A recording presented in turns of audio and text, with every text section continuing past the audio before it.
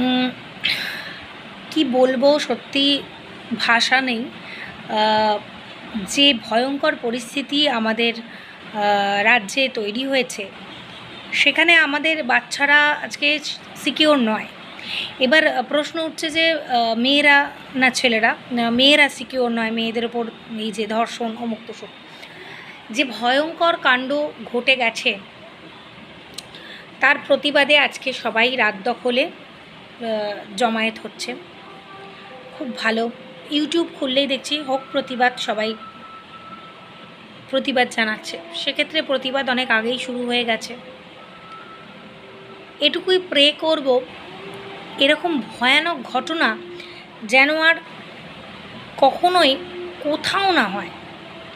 আমাদের দেশের তথা এই রাজ্যের তো লজ্জাই দেশের, পৃথিবীর লজ্জা। অন ডিউটি 36 ঘন্টা একজন ডক্টর ডিউটি অবস্থায় একটু রেস্টের জন্য গিয়েছিল, তার নৃশংসভাবে তাকে মেরে দেওয়া হলো ধর্ষণ করে। শুধু ধর্ষণ নয়, নৃশংসভাবে পাশবিকভাবে অত্যাচার করে তাকে মেরে দেওয়া হলো। এর থেকে লজ্জাজনক ঘটনা আমাদের রাজ্যে যা হয়েছে, মানে হয় না এরকম।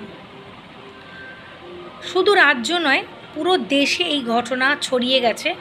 কিন্তু তাতে কি কোনো কিছু হয়েছে আদপেও? মানে এই যে প্রতিবাদ, এই যে প্রতিবাদ মিছিল, এটা কতদিন থাকবে? এই যে গান শোনা যাচ্ছে না, রাত বাকি বাদ বাকি গান হচ্ছে, 15ই আগস্ট ফাংশন হচ্ছে, এরকম অনেক জায়গাতেই হচ্ছে। আজকে আমাদের রাজ্যে অন্ততপক্ষে এই যে স্বাধীনতা দিবসে এই ফাংশনগুলোকে না করলে হতো না? এই এত লজ্জাজনক ঘটনার পরেও মিছিল যদি করতে হয়, তাহলে পুরো সিস্টেমের বিরুদ্ধে করা আমার মনে হয় দরকার। পুরো সিস্টেমটাই করাপ্টেড। কি রাজ্য, কি দেশ, কোথাও কিচ্ছু ঠিক নেই। আজকে আমাদের গোটা দেশেই যত এরকম ধর্ষণের ব্যাপারগুলো হয়, কোথাও কি সেরম দৃষ্টান্তমূলক শাস্তি হয়েছে বলুন তো? আর আজকে প্রতিবাদ মিছিলে আজকে সমস্ত ডক্টররা যদি আমাদেরকে দেখা বন্ধ করে দেয়, সাধারণ মানুষরা আমরা কোথায় যাব বলুন তো? এটুকু মানুষের বোঝা উচিত, যারা সমাজ সেবায় যুক্ত আছে, বিশেষ করে ডক্টর, পুলিশ, শিক্ষক শিক্ষিকা, যারাই হোক, বা সাধারণ মানুষই হোক, সাধারণ মেয়ে বা ছেলে, সবাই কিন্তু আজকে কেউ সিকিওর নয়। সবাই একটা সমস্যার মধ্যে। এই ধর্ষণ নামক যে একটা ভয় মানুষকে আষ্টে পিষ্টে বেঁধে রেখেছে সবসময়, এই ভয়টা কাটাতে হবে। এই ভয় কাটানোর জন্য এমন শাস্তির দরকার, যেরকম অনেক দেশে এই রেপের শাস্তি এমন হয় যে দ্বিতীয়বার কেউ করতে গেলে তার বুক কাঁপবে। যেমন দুবাইতে আমি দেখেছিলাম। এই শাস্তিগুলো যদি চেঞ্জ করা হয় এবং ভয়াবহ করা হয়, আশা করি অনেকটা পরিবর্তন হতে পারে। আজকে একদিকে সবাই জমায়েত হচ্ছে মিছিলে, অন্যদিকে গান হচ্ছে, ফাংশন হচ্ছে। এটাই আমাদের সিস্টেম। 15ই আগস্টে কেক কাটা হচ্ছে, বাজি ফাটানো হচ্ছে, অমুক তসুক এইসব। আর একদিকে সাধারণ মানুষ চোখের জল নিয়ে, মোমবাতি হাতে নিয়ে বেরিয়েছে। একটা বছর স্বাধীনতা সংগ্রামে এইসব গান, ল্যাড়াল্যাপ্পা, এগুলো কি বন্ধ করা যেত না এই রাজ্যে? স্বাধীনতা দিবস পালন হচ্ছে, আদপেও কি মেয়েরা স্বাধীন, ছেলেরা স্বাধীন?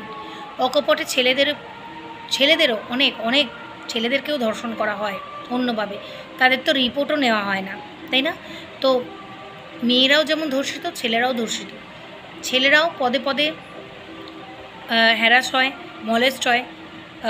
এই আরজিকর কাণ্ডতেই আমরা দেখেছি, অনেক প্যারেন্টসরা আছেন যারা বলছেন তাদের ছেলেদেরকে বারবার আত্মহননের পর থেকে তারা বাঁচিয়ে এনেছেন, এমনভাবে তাদেরকে মলেস্ট করা হতো, এমন হ্যারাস করা হতো, এমন মেন্টাল হ্যারাসমেন্ট, ফিজিক্যাল অ্যাসল্ট এগুলো করা হতো।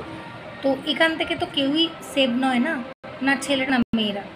তো আমার মনে হয় যে এই প্রতিবাদটা আজকে যেমন রাত দখল হচ্ছে মেয়েদের, তেমন এই প্রতিবাদ যেন সবার জন্য হয়, পুরো সিস্টেমের বিরুদ্ধে হয়। এই সিস্টেমটা চেঞ্জ করতে হবে আমাদের দেশে, রাজ্যে, সর্বোপরি সব জায়গাতে না সিস্টেমটা খুব গণ্ডগোল, পুরো করাপ্টেড। আমার মত আমি দিলাম, এবার আপনাদের মতামত আপনারা জানেন। তবে সবটাই কিন্তু সাময়িক। দুদিন আগে যাদবপুর কাণ্ডে আমরা দেখলাম অনেক মিছিল, অনেক মিটিং, অনেক কিছু হলো, তারপরে সব ভুলে গেল।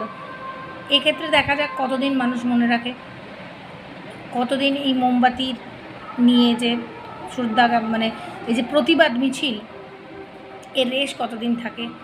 কতদিন পর আমরা জাস্টিস পাই সেটাই দেখার। আদপেও কি জাস্টিস পাবে সেটাও সন্দেহ রেখে যায়। তো এটুকুই বলবো যে শুধু মেয়েরাই যে ধর্ষিত তা নয়, ছেলেরাও ধর্ষিত,